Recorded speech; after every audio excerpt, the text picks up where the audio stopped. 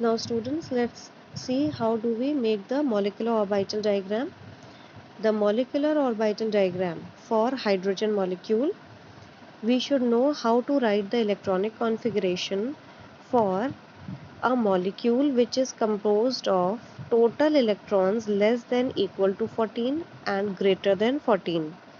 Because in hydrogen we see that only two hydrogens are present in all, one per atom. Therefore, here the total electrons, that means 1 plus 2, 1 plus 1, this is 2, which is less than or equal to which is less than 14. Therefore, we will use the electronic configuration as mentioned on the top.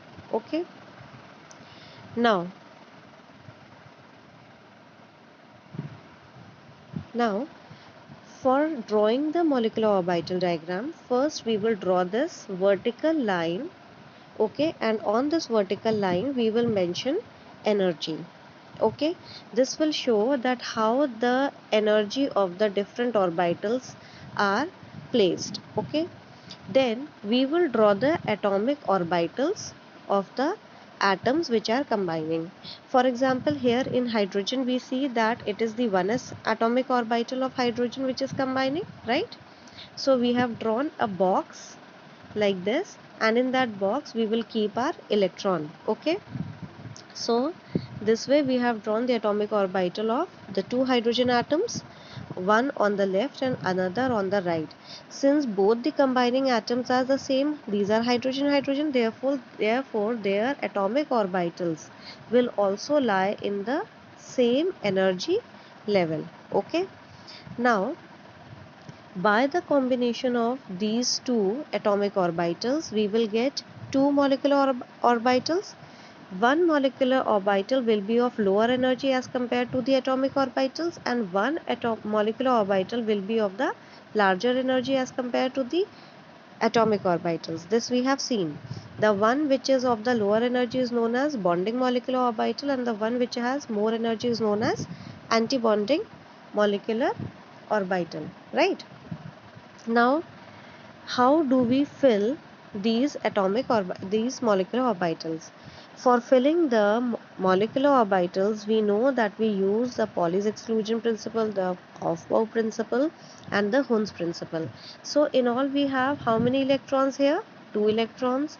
How will we fill these electrons? The electrons will be filled from the lower energy molecular orbital to the higher energy molecular orbital. The lower energy molecular orbital is bonding molecular orbital, and the higher one is anti-bonding molecular orbital. So the electrons will first enter into the bonding molecular orbital. Now to fill the bonding molecular orbital, we will first bring the electron from left side, right, like this, and then because this orbital it is half filled, and according to Hund's rule we will not jump to the higher energy level until and unless all the orbitals of the lower energy level are not filled completely. So therefore we have to bring this electron here. Okay, that means we first have to fill the lower energy bonding molecular orbital. Is it clear? Now therefore what we have done, we have filled the electrons in the bonding molecular orbital. Now since only two electrons were present and both of them have filled your bonding molecular orbital, therefore our anti-bonding molecular orbital is completely empty. Now the bonding molecular orbital, as we know, in case of the SS overlap, it forms the sigma type of bonding and sigma type of anti-bonding molecular orbital. So here the bonding molecular orbital will be known as sigma 1s, and the anti-bonding molecular orbital will be known as sigma star 1s. Okay. Now, how will we write the electronic configuration of hydrogen molecule? For writing the electronic configuration, we have to mention only those molecular orbitals and also in the proper increasing order of energy which are actually filled up by the electrons. So we can see that only the sigma 1s orbital is filled and it is containing 2 electrons. So how will we write it? We will write it as sigma 1s, and we will enclose this within bracket and put how many electrons are present in this orbital. It is 2, so we will put 2 on the superscript like this. Okay, then Now comes the calculation for the bond order. To calculate the bond order, we use the formula number of bonding electrons minus the number of anti-bonding electrons divided by 2. Now, the number of electrons present in the bonding molecular orbitals will give us the number of bonding electrons, and the electrons which are present in the anti-bonding molecular orbitals, they are known as number of anti-bonding electrons. So here two bonding electrons are present and zero anti-bonding electron is present. So we have put the values here and we will calculate it. The bond order comes out to be 1. When the bond order is 1, it means it is a single bond. When the bond order is 2, it means it is a double bond. When the bond order is 3, it means it's a triple bond. Okay, so how can we represent this molecule? We can represent this molecule as H single bond H. Okay, now coming to the magnetic behavior, we have seen in the video that a molecule which contains unpaired electron is said to be paramagnetic and it is weakly attracted by the magnetic field. Whereas the or molecules in which no unpaired electron is present, it means all the electrons are paired, then such a molecule is said to be diamagnetic.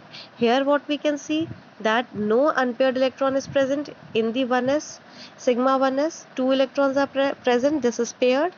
In the antibonding, no electron is present, therefore no unpaired electron.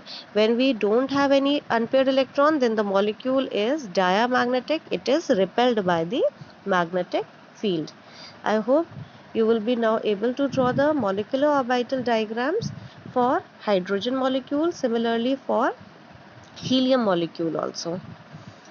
If question comes to draw the molecular orbital diagram for He2 helium 2 molecule and find whether it exists or not, then with the help of the molecular orbital diagram only we can draw the molecular orbital diagram for helium He2 molecule, and then we will calculate the bond order. For the existence of any molecule, we have to find the bond order.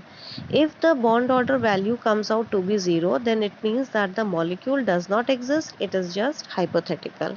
Okay, and if the bond order is less than 1, it means is less than 0, it means then the molecule is completely unstable. Okay,